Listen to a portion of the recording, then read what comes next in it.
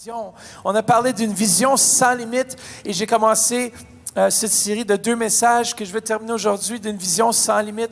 Et puis, la semaine passée, on a vu que notre avancement est vraiment limité par notre vision. Si on n'a pas les yeux focalisés, si on n'a pas les yeux fixés sur la bonne chose, on va se diriger vers la mauvaise chose. Si on regarde les choses qui ne sont pas, au lieu de regarder les choses qui ne sont pas comme si elles étaient, on va commencer à se diriger vers les choses qui ne sont pas. Mais moi, je décide de rajouter vers les choses qui ne sont pas encore, mais qui s'en viennent.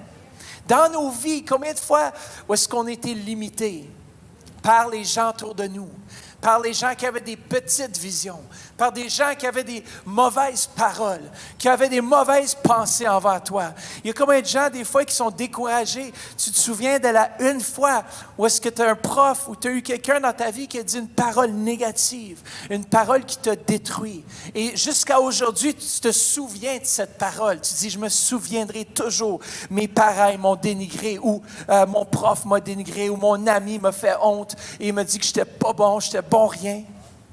Et moi, je suis ici pour vous donner une bonne nouvelle. Ça, c'est des mensonges qui sont venus dans vos vies. Et aujourd'hui, je déclare que vous n'avez plus besoin de croire à ces mensonges, mais que vous pouvez placer toute votre confiance dans ce que la parole de Dieu dit à propos de vous. Et c'est fini les mensonges. Comment on dit, c'est fini les mensonges? Et mon objectif dans une vision sans limite, c'était de déraciner les mensonges que l'ennemi est venu semer dans vos vies. Les mensonges de dire que tu es limité, que tu n'arriveras à rien. On a vu la semaine passée avec quelques points, premièrement, que notre combat est spirituel. Notre combat n'a pas rien à voir avec la chair et le sang. Et souvent, on s'oppose à notre frère, tandis qu'on devrait être sur nos genoux en train de prier pour notre frère et prier qu'est-ce qui se passe dans les lieux célestes. Notre combat n'est pas un combat naturel. Il est surnaturel et on doit combattre avec les armes que Dieu nous donne. Et comment ces armes-là, c'est une partie de ce revêtement, c'est la ceinture de la vérité. De venir contre les mensonges que l'ennemi voudrait susciter contre nous. Combien d'entre vous, vous aimez ça ce matin? Vous êtes habillés et ce matin, vous avez vos pantalons. Imaginez-vous venir à l'église, tu as oublié de mettre ton pantalon. Ça serait très rare. Bien, seulement lorsque tu es sur une grosse drogue dure que tu te promènes sans linge. Mais on sait que lorsque tu es saint d'esprit, bien, c'est sûr que tu ne vas pas venir à l'église sans ton pantalon.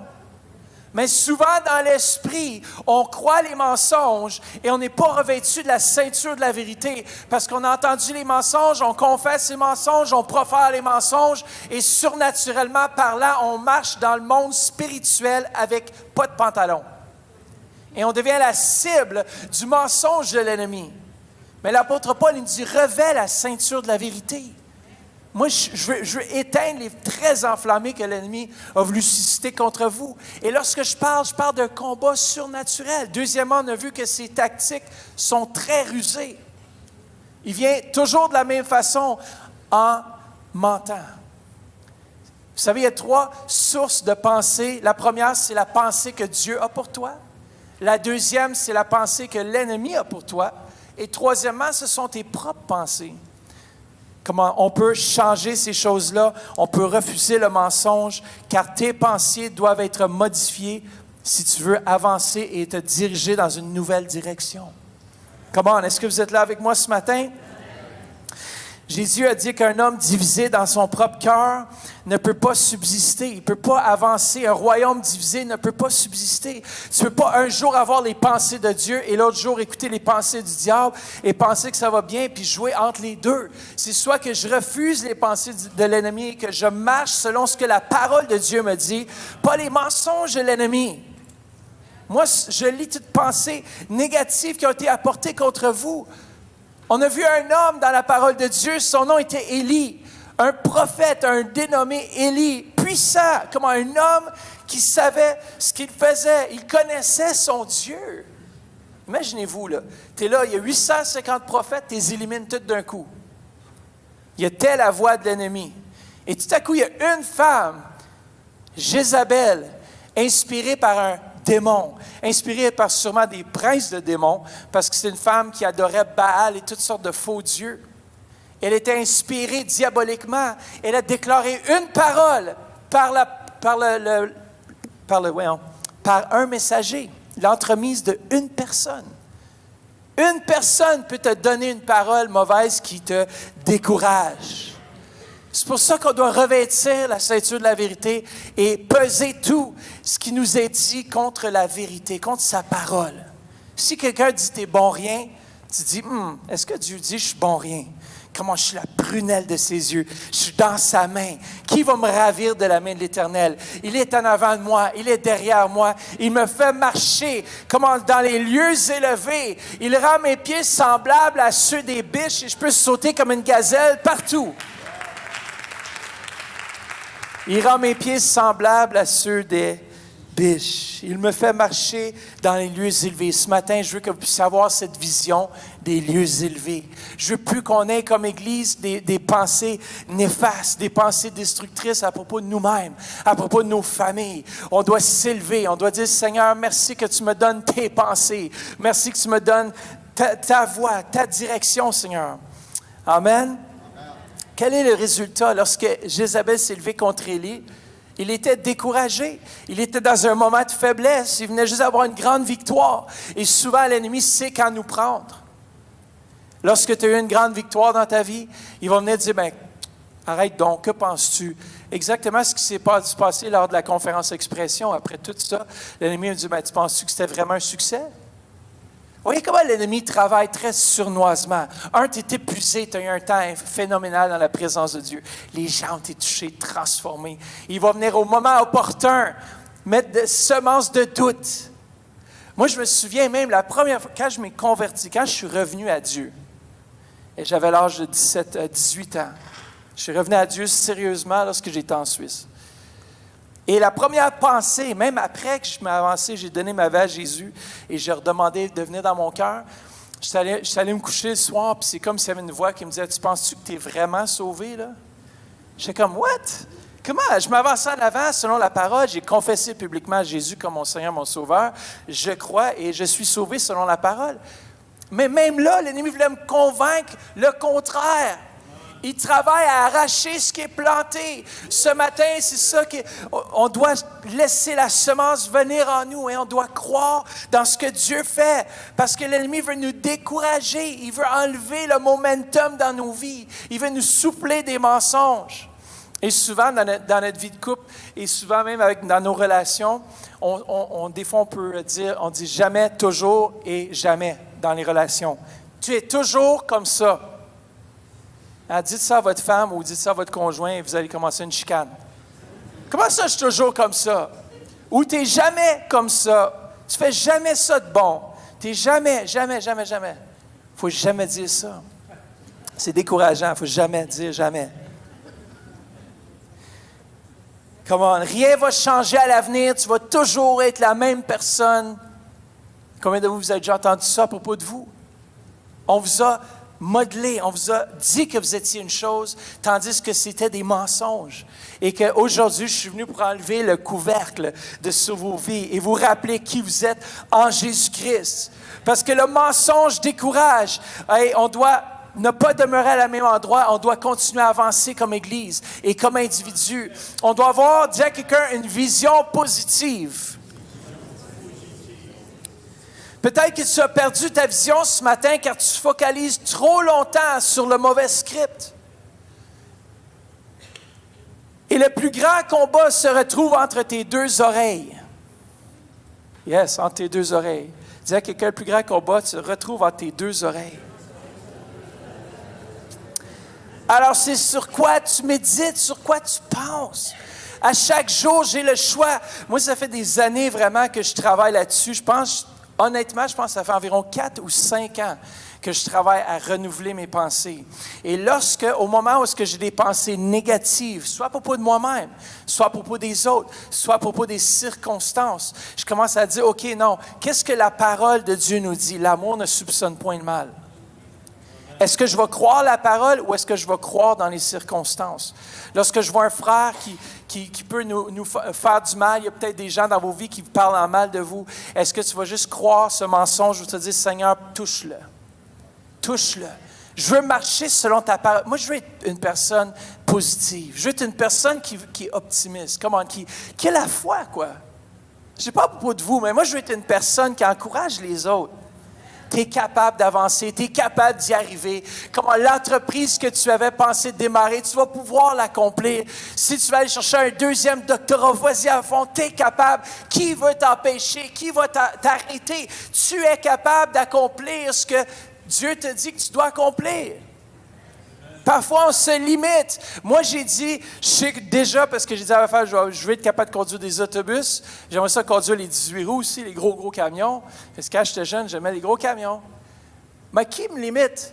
J'ai la licence pour la moto, j'ai la licence pour l'autobus. Maintenant, j'aimerais juste aller chercher la licence AZ. Comme ça, je suis fully equipped, AZM. Fully equipped. Là, il va juste manquer la licence de pilote d'avion. Pourquoi pas? Pourquoi est-ce que je devrais me limiter à ce que les autres pensent de moi? Pourquoi est-ce que vous devriez vous limiter à ce que les gens vous ont... Les gens, parfois, ont fait l'erreur de mettre des gens dans un cadre et dire, tu ne vas jamais surpasser ça. Tu vas toujours rester là où les gens t'ont dit que tu dois rester parce que ce n'est pas ton appel, ce n'est pas à toi de faire ça. Mais qui sont ces gens si Dieu te dit que tu vas l'accomplir, que tu vas le faire? Est-ce que je vais croire la parole, que tout homme soit considéré comme menteur, que seul Dieu seul soit considéré comme vrai?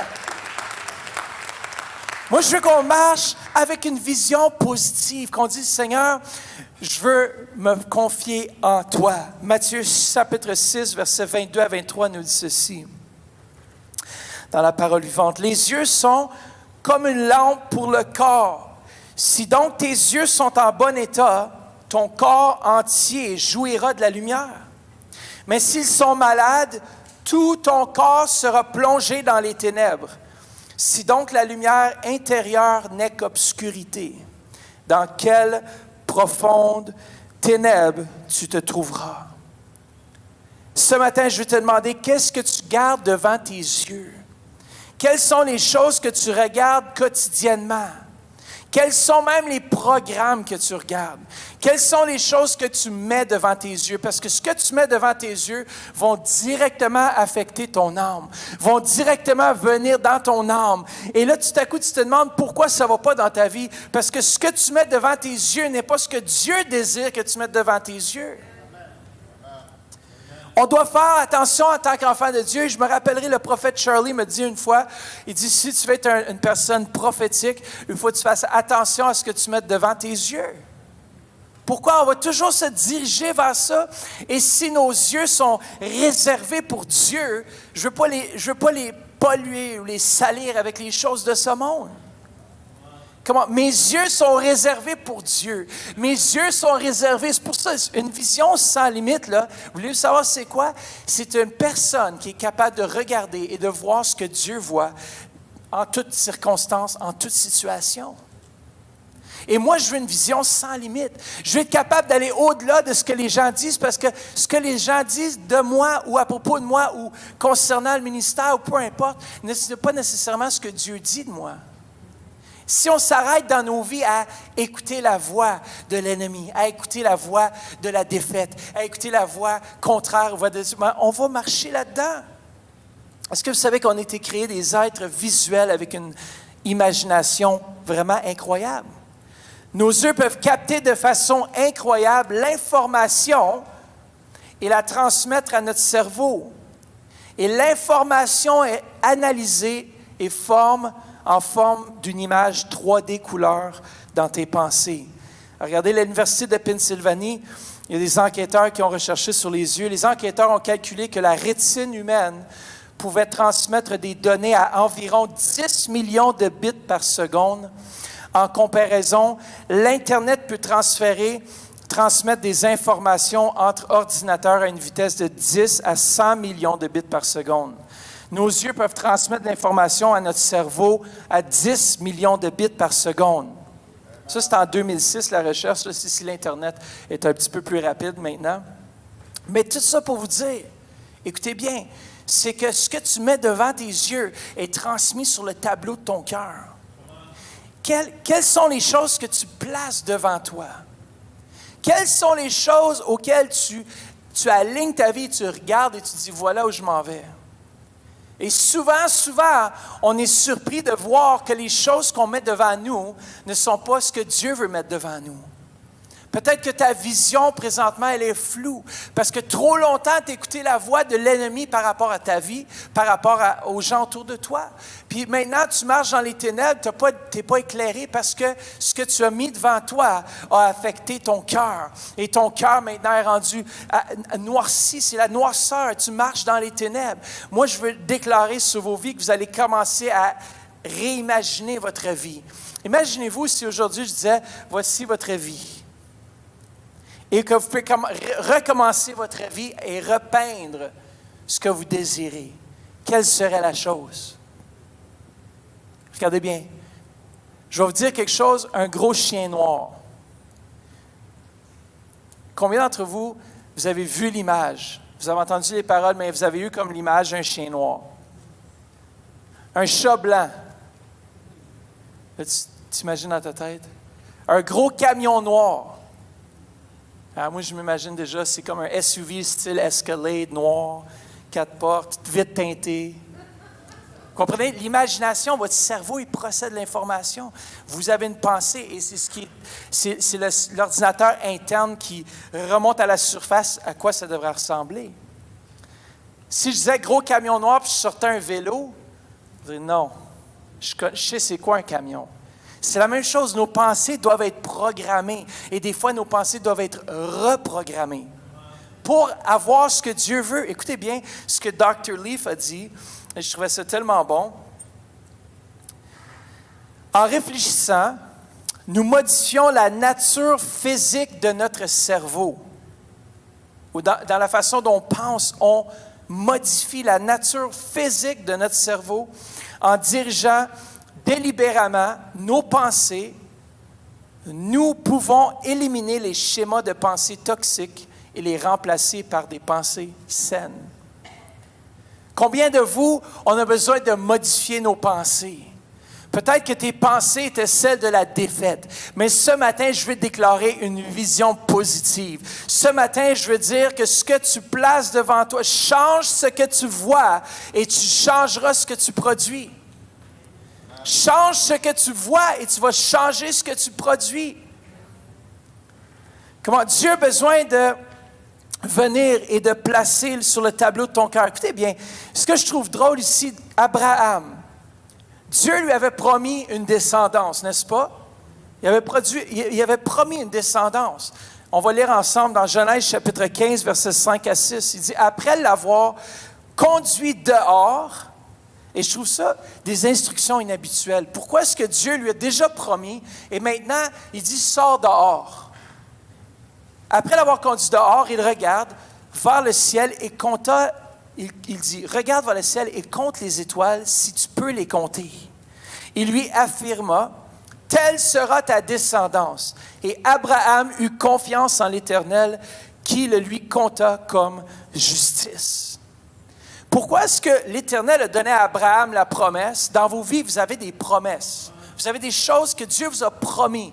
Maintenant, il vous dit, regarde dehors. Ce n'était pas satisfaisant d'avoir reçu la révélation de ce que Dieu voulait faire avec lui. Il devait avoir une vision différente. Il devait voir la grandeur de l'appel de Dieu sur sa vie. Il dit, sors dehors, regarde les étoiles. Combien d'entre vous avez déjà vu les étoiles le soir? Et à chaque fois que je regarde les étoiles dans le ciel, je m'imagine ce qu'Abraham a dû voir et comment est-ce que cette vision a dû changer sa perspective. Vous avez besoin d'une nouvelle vision parfois dans nos vies. L'Éternel vous a promis quelque chose. Maintenant, commencez à dessiner le tableau. Écoutez, la mère de Joel Osteen qui était malade d'un cancer, elle était malade d'un cancer, mais elle ne devait pas se voir malade, parce que quand on est malade, si on se voit encore plus malade, ça commence vraiment pas à aller bien. N'est-ce pas? Lorsqu'on se voit malade, lorsqu'on commence à se voir marcher dans la défaite, c'est fini, quoi. Si tu te vois mourir, là, ton corps, il commence à se programmer naturellement que tu vas mourir. Mais elle a décidé de mettre des photos d'elle lorsqu'elle était jeune.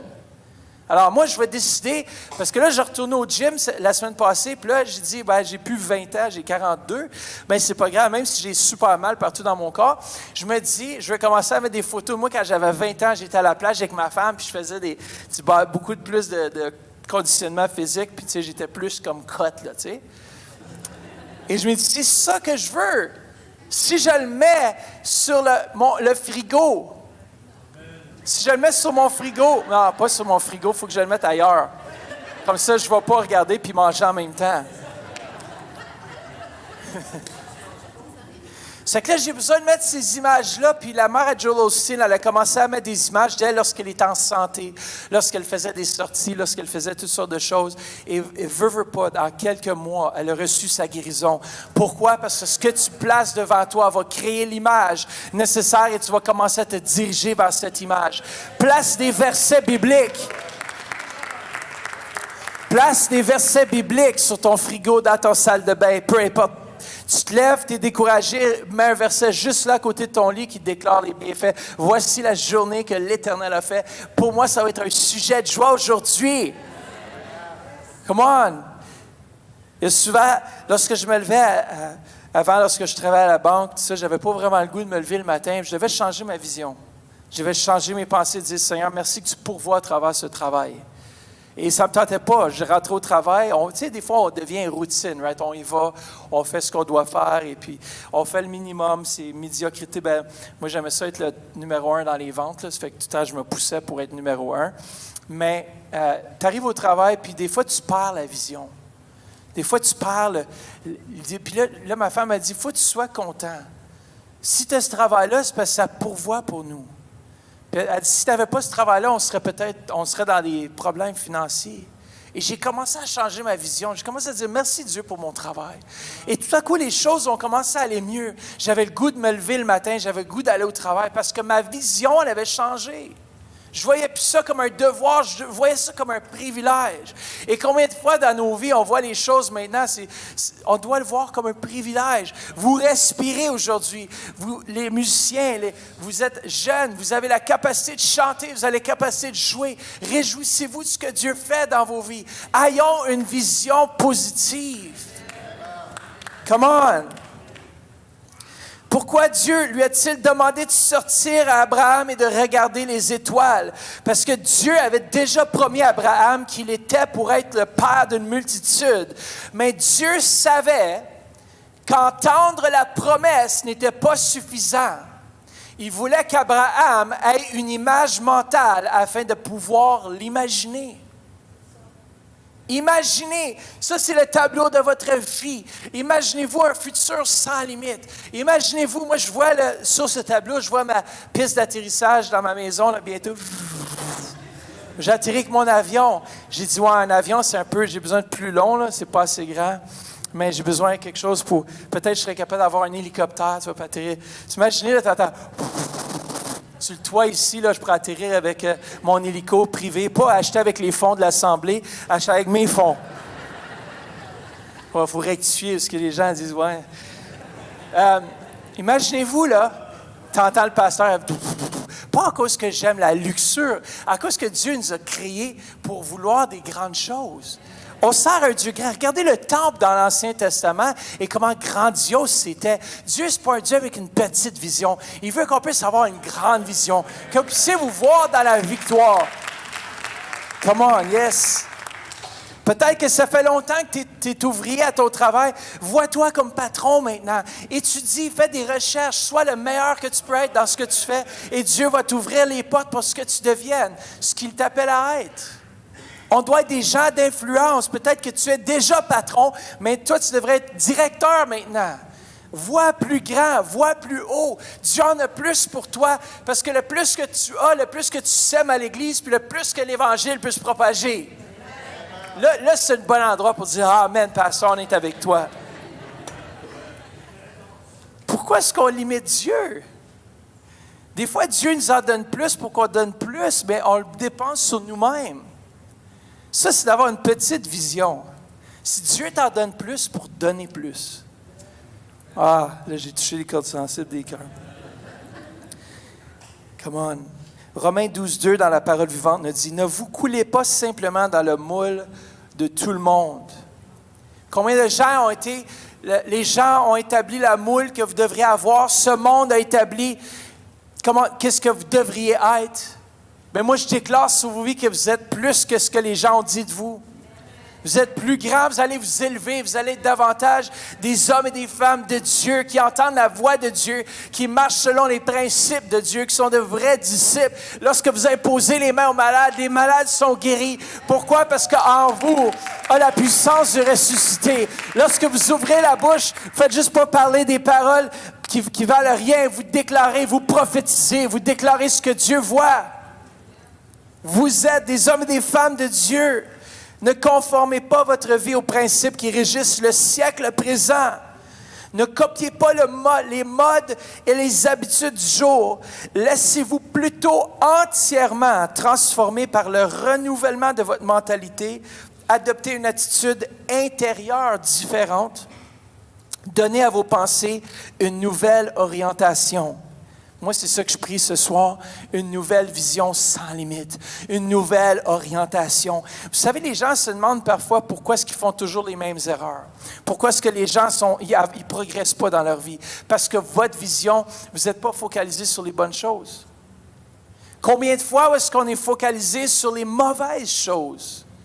Ah, mon enfant, il va faillir parce qu'il a toujours failli, puis il sera toujours une faillite. Non! Tu déclares les bonnes choses sur tes enfants. Mes enfants vont réussir. Mes enfants vont être chefs. Ils vont régner en Christ. Ils vont régner et ils vont régner dans ce monde. Dieu appelle les enfants de Dieu à rentrer dans la politique. Je veux vous encourager, enfants de Dieu, on a besoin des chrétiens. On a besoin des gens qui se lèvent pour influencer toutes les sphères de la société. Qu'on ait encore plus d'enseignants dans les universités. Qu'on ait encore plus d'enseignants dans les écoles publiques. On a besoin des gens qui sont là, qui font la différence parce qu'ils ont Dieu en eux. Et ce qu'ils sont se répand sur cette génération. On a besoin de voir plus grand, plus haut. On a besoin d'aller plus loin. On a besoin d'avoir une grande vision. En 2020, préparez-vous parce que on va voir une nouvelle vision ensemble. Moi, je déclare que l'Église de Centre va être la plus grande église francophone dans la région et possiblement au Canada. Pourquoi? Parce que je le vois. Est-ce que c'est pour dire, Pasteur Matt, tu fais une super bonne job? Il y a des fois, je ne me sens pas à la hauteur. Il y a des fois où est-ce qu'on ne se sent pas capable. Mais je sais qu'en lui, tout est possible. Il y a des fois, on regarde la mission et le champ que Dieu nous a donné, qui est la ville d'Ottawa-Gatineau, et qu'on regarde ça et on dit « Wow! » Il y a combien de gens dans la ville d'Ottawa qui ont besoin de Jésus? C'est une population d'environ 1 million. Comment avoir une petite église dans une si grande ville, c'est d'être égoïste, être égocentrique, de dire « Je veux garder Jésus pour moi. Moi, je veux que le message de l'Évangile soit crié sur les toits. » Et comment il n'y aura plus de limites. Qu'Église Le Centre puisse louer les plus grands halls de la ville d'Ottawa, qu'on puisse déclarer au centre de notre ville que Jésus est le roi des rois, le Seigneur des seigneurs. Préparez-vous, musiciens. 2020, on va éclater, parce que je sais que la musique a un grand rôle à jouer. Tu vois, ils sont toujours prêts. Je parlais pour le futur, mais c'est correct, tu peux jouer tranquillement. Comment est-ce qu'on peut se préparer d'avance pour voir ce que Dieu va faire? Est-ce que c'est égoïste de dire « Oui, on va être la plus grande? » Non. Moi, je sais que Dieu nous appelle parce qu'il y a beaucoup de gens qui souffrent à Ottawa même et au-delà. Québec, Lac-Saint-Jean, partout où est-ce que Dieu va nous demander d'implanter une église Le Centre. Les gens, ils souffrent. Les gens ont besoin de solutions. Ils ont besoin d'avoir une plus grande vision que ce que le monde offre. Le monde offre tellement peu. Comment les choses de ce monde, c'est temporaire. Moi, je sais que la vision céleste, c'est la plus grande vision qu'on peut avoir. Et lorsque Dieu touche ta vie, tu as juste le goût de le servir. Tu as juste le goût de le mettre devant toi.